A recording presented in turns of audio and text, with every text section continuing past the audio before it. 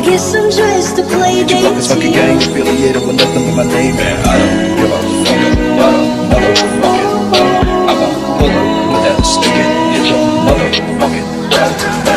I don't give a fucking I'ma pull up with that stick and hit your motherfucking ass, yeah. Assalamualaikum warahmatullahi wabarakatuh. Sebelumnya perkenalkan, nama saya Guntur Kartaona dan rekan saya Aris Rizky Ramadan. Di sini kami akan mereview tentang mata kuliah manajemen kompensasi. Baik, kita mulai.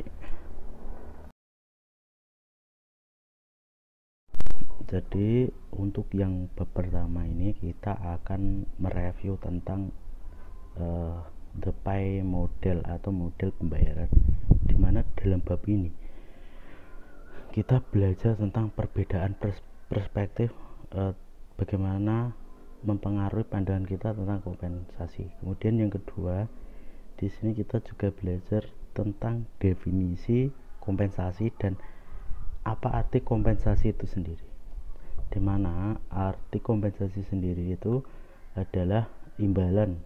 Imbalan itu baik dalam bentuk uang atau bukan, dan diberikan kepada karyawan atau sejenisnya dalam perusahaan atau organisasi. Dan ada juga di sini tujuan dari kompensasi itu sendiri, dimana kompensasi itu diberikan dengan tujuan adanya ikatan kerjasama. Kemudian yang kedua, kepuasan kerja. Yang ketiga, pengadaan efektif. Yang keempat, kompensasi tersebut menjadi motivasi, dan kompensasi itu menjadi stabilitas karyawan untuk menjaga kedisiplinan dan prinsip-prinsipnya. Kemudian untuk disiplin karyawan, kemudian pengaruh serikat buruh dan pengaruh pemerintah. Kurang lebih seperti itu yang ada di dalam bab 1. Lanjut. Kedua ini membahas tentang strategi membuat keputusan dengan totalitas, yang dimana strategi tersebut berfokus pada pilihan kompensasi yang membantu organisasi untuk memperoleh dan mempertahankan keunggulan yang kompetitif. Dan ada 5 pedoman strategi untuk pilihan kompensasi. Yang pertama ada tujuan, yang dimana kompensasi bisa mendukung strategi bisnis dengan lingkungan budaya dan peraturan. Dan yang selanjutnya ada penyelarasan internal. Dalam penyelarasan ini, di mana suatu penilaian dinilai dari berbagai jenis seperti tingkat keterampilan dan lain-lain.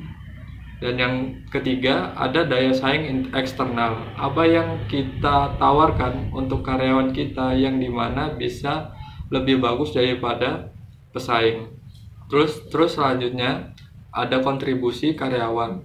Dalam hal ini tentu saja perlu untuk mengukur seberapa pantaskah karyawan mendapat kenaikan gaji karena kinerjanya.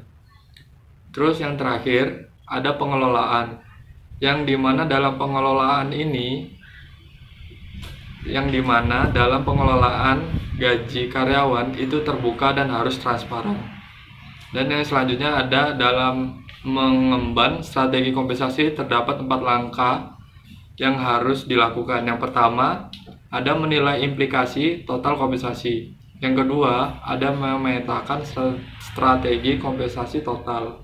Yang ketiga ada menerapkan strategi, dan yang terakhir ada menilai kembali.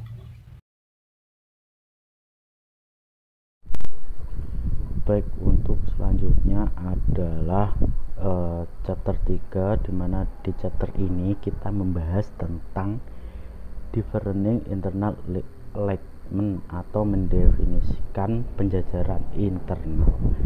Jadi di bab ini itu kita belajar tentang yang pertama itu penyelarasan internal yang merupakan kebijakan penting dalam perspektif strategi kompensasi. Kemudian yang kedua ada membahas tentang faktor-faktor yang mempengaruhi struktur pembayaran internal. Kemudian yang ketiga adalah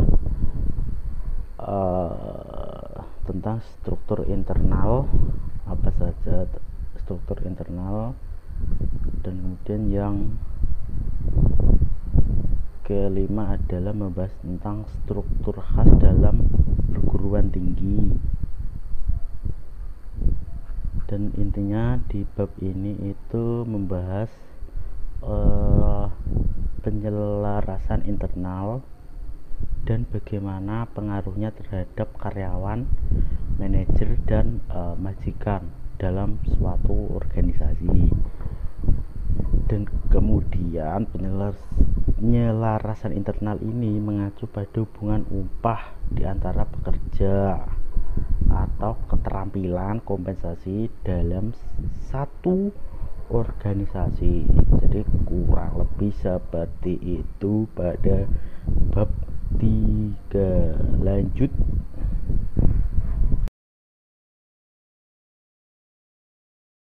Kita memasuki yang dimana analisis pekerjaan. Analisis pekerjaan adalah proses sistematis mengumpulkan informasi yang mengidentifikasikan persamaan dan perbedaan dalam pekerjaan. Mengapa melakukan analisis pekerjaan? Ada beberapa alasan. Yang pertama ada struktur internal. Berdasarkan informasi yang terkait dengan pekerjaan memberikan alasan untuk perbedaan gaji baik untuk manajer maupun karyawan. Terus ada dalam kompensasi sendiri, analisis pekerjaan memiliki dua keunggulan kritis. Yang pertama ada menetapkan kesamaan dan perbedaan dalam isi pekerjaan dari pekerjaan. Terus yang kedua ada membantu membangun struktur kerja yang adil secara internal dan selaras. Terus selanjutnya kita memasuki dalam hal ini tentu saja ada beberapa tingkatan pekerjaan antara lain. Yang pertama ada job family. Job family ini adalah grup yang dikelompokkan berdasarkan beberapa karyawan yang ditugaskan untuk satu pekerjaan yang sama, seperti marketing dan lain-lain. Untuk yang kedua adalah orang yang memiliki tugas di bidang tersebut dan dikerjakan seorang diri. Terus yang lebih kecil lagi ada task, yang dimana seseorang memiliki suatu tugas untuk pekerjaannya tersebut. Dan ada lagi informasi apa saja yang kita perlukan untuk menganalisis pekerjaan. Yang pertama ada identifikasi pekerjaan seperti jabatan, departemen, jumlah orang yang bekerja di sana, dan lain-lain. Terus yang kedua ada konten.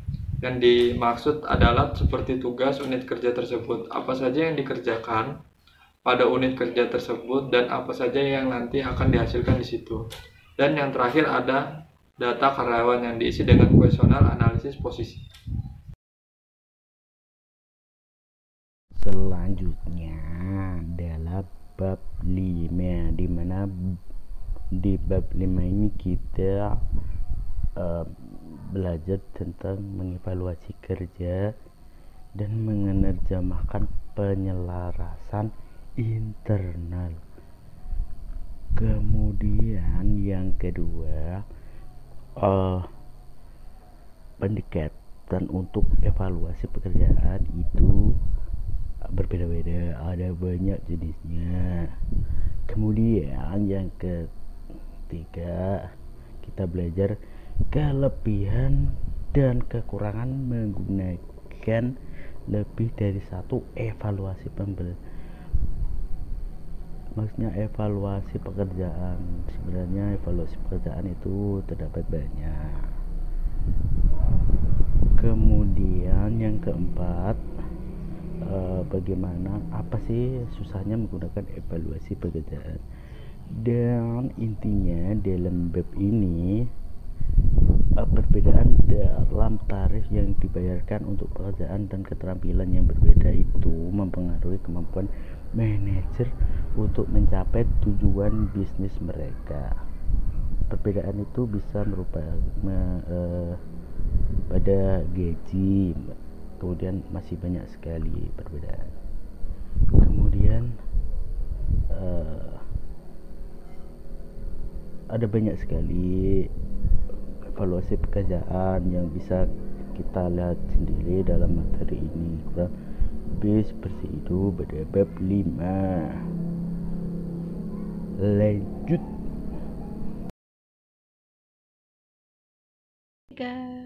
Untuk bab ke-6 ada struktur berbasis seseorang.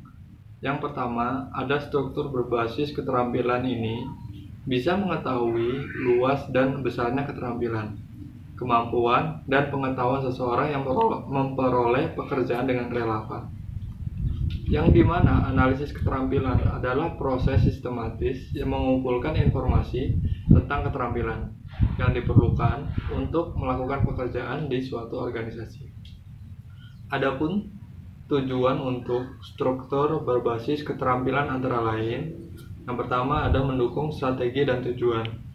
Yang kedua, mendukung alur kerja. Yang ketiga, adil dan karyawan untuk karyawan. Yang keempat, memotivasi perilaku menuju tujuan organisasi. Dan yang selanjutnya ada apa saja yang diperlukan untuk analisis keterampilan. Yang pertama ada informasi-informasi tentang keterampilan dasar, pilihan inti, dan pilihan opsional. Yang kedua ada orang yang harus dilibatkan mencakup karyawan dan manajer. Yang ketiga ada menetapkan metode sertifikasi yang artinya memerlukan tinjauan sejawat, demonstrasi di tempat kerja, dan lain-lain. Dan yang terakhir ada bimbingan dari penelitian tentang rencana berbasis keterampilan. Untuk selanjutnya adalah bab 7, di mana bab 7 ini kita akan mereview tentang definition competitiveness atau mendefinisikan daya saing, di mana di dalam mendefinisikan daya saing ada 3 kontribusi penting, di mana yang pertama itu bahwa tidak ada tarif yang berlaku sehingga manajer membuat tingkatan pembayaran yang disadari dan mencampur keputusan yang dipengaruhi oleh beberapa faktor. Kemudian yang kedua bahwa ada pasar produk keduanya dan pesaing pasar tenaga kerja yang berdampak pada tingkat upah dan keputusan campuran. Kemudian yang ketiga, tingkat pembayaran alternatif dan keputusan campuran memiliki konsekuensi yang berbeda. Jadi konsekuensinya itu berbeda. Kemudian ada lagi di bab ini kita belajar tentang cara untuk membedakan kebijakan tentang daya saing eksternal dan kebijakan tentang penyelarasan internal. Kemudian yang kedua, kita belajar faktor-faktor yang membentuk daya saing eksternal organisasi itu apa saja. Kemudian yang ketiga, belajar tentang hubungan produk pendapatan marginal dengan pembayaran. Kemudian yang keempat, tingkat upah yang diprediksi oleh upah efisiensi. Kurang lebih seperti itu di bab 7. Lanjut. Bab 8 ada kita akan membahas sedikit tentang tingkat pembayaran, campuran, dan struktur pembayaran. Dalam hal ini kita memerlukan survei, yang dimana survei adalah proses sistematis untuk mengumpulkan dan membuat penilaian tentang kompensasi yang dibayarkan oleh pengusaha lain. Terus survei menyediakan data untuk menerjemahkan kebijakan ke dalam level pembayaran, bauran pembayaran, dan struktur. Dan pemimpin melakukan atau berpartisipasi dalam survei karena ada sejumlah alasan. Yang pertama, ada sesuaikan level pembayaran sebagai tanggapan terhadap perubahan tarif yang dibayarkan oleh pesaing. Terus selanjutnya, tetapkan campuran untuk pembayaran relatif terhadap yang dibayarkan oleh pesaing. Terus yang selanjutnya ada tetapkan atau beri harga struktur pembayaran. Yang keempat, ada analisis masalah terkait pembayaran. Dan yang terakhir, ada perkirakan biaya tenaga kerja dari pesaing, pasar produk, dan layanan. Jadi selanjutnya adalah bab 9, di mana di bab 9 ini kita akan mereview tentang pay for performance, the evidence, bayar untuk kerja sebagai bukti. Di mana di bab ini kita mengetahui beberapa hal, di mana yaitu kinerja karyawan tergantung pada beberapa campuran keterampilan, yaitu pengetahuan, keterampilan, dan motivasi. Di mana keterampilan sendiri itu adalah suatu kemampuan di dalam menggunakan akal, pikiran, ide, serta kreativitas dalam mengerjakan, mengubah, atau membuat sesuatu itu menjadi lebih bermakna, sehingga dari hal tersebut menghasilkan sebuah nilai dari hasil pekerjaan tersebut. Kemudian pengertian tentang pengetahuan, di mana pengetahuan sendiri itu adalah informasi atau maklumat yang diketahui atau disadari oleh seseorang. Kemudian motivasi, di mana motivasi itu adalah proses yang menjelaskan intensitas, arah, dan ketekunan seorang individu untuk mencapai tujuannya tersebut. Oke, lanjut. Bab ke-10 ada rencana pembayaran untuk kinerja. Rencana pembayaran kinerja menandakan pergerakan untuk menjauhi hak. Pembayaran akan lebih bervariasi sesuai dengan ukuran kinerja setiap individu, tim, atau perusahaan. Dan selanjutnya ada pun jenis-jenis paket pembayaran. Yang pertama, ada bagi hasil tunai, penghargaan berdasarkan probabilitas organisasi. Dan yang kedua, ada kepemilikan atau opsi saham, yaitu penghargaan saham atau opsi saham. Dan yang ketiga, ada balance scorecard, yaitu penghargaan yang menggabungkan langkah-langkah keuangan dan operasi untuk organisasi, unit bisnis, dan kinerja individu. Dan yang keempat, ada berbagi hasil atau perolehan, penghargaan yang berbagi manfaat ekonomi dari peningkatan produktivitas, kualitas, atau hasil terukur lainnya. Dan yang terakhir ada intensif tim atau kelompok, yaitu penghargaan ditentukan oleh sasaran atau sasaran kinerja kelompok. Dan yang selanjutnya ada rencana bagi hasil. Pembagian hasil keuntungan tampaknya memiliki dampak yang cukup konsisten pada produktivitas yang hampir sama dengan pembagian keuntungan. Produktivitas sendiri jauh lebih tinggi dalam rencana di mana pembayaran dilakukan pada tahun itu daripada dalam rencana pembayaran ditangguhkan. Juga, rencana ini bekerja jauh lebih baik di perusahaan kecil.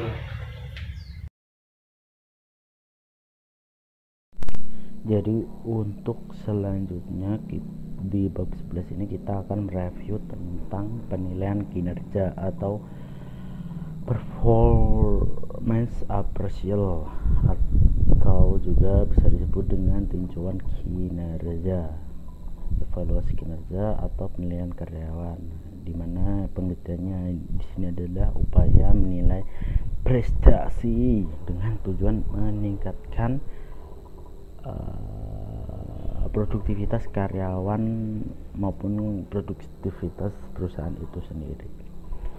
Sayangnya tujuan tersebut sering tidak tercapai karena tidak sedikit perusahaan itu melakukan penilaian kinerja dengan baik. Dan berikut ini adalah kriteria dan langkah-langkah penilaian kinerja yang efektif. Di sini adalah yang pertama, agar penilaian itu fair, penilaian kinerja itu fair, ada 5 elemen yang harus diperhatikan. Dimana yang pertama, kita harus memperhatikan sasaran kinerja yang jelas. Kemudian sasaran itu disepakati bersama. Kemudian yang ketiga, sasaran berkaitan dengan uraian jabatan. Yang keempat, pertemuan tatap muka. Dan yang terakhir, diskusi. Sementara itu, untuk melakukan penelitian yang objektif, Anda harus mempertimbangkan 6 elemen, di mana elemen yang pertama itu adalah data yang aktual.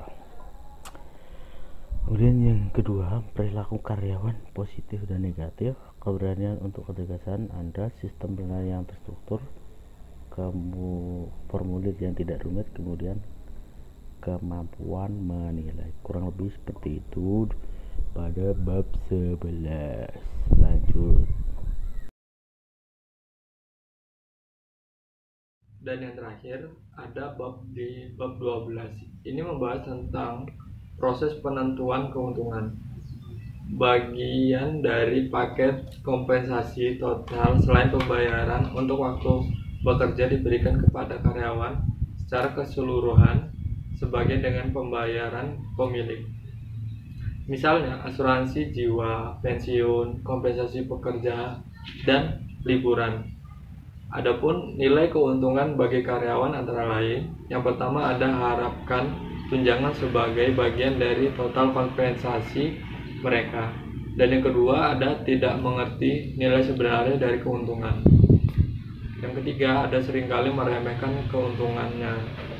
Dan yang keempat, mengambil keuntungan begitu saja. Dan yang terakhir, tidak dapat mendaftarkan semua keuntungan yang diterima.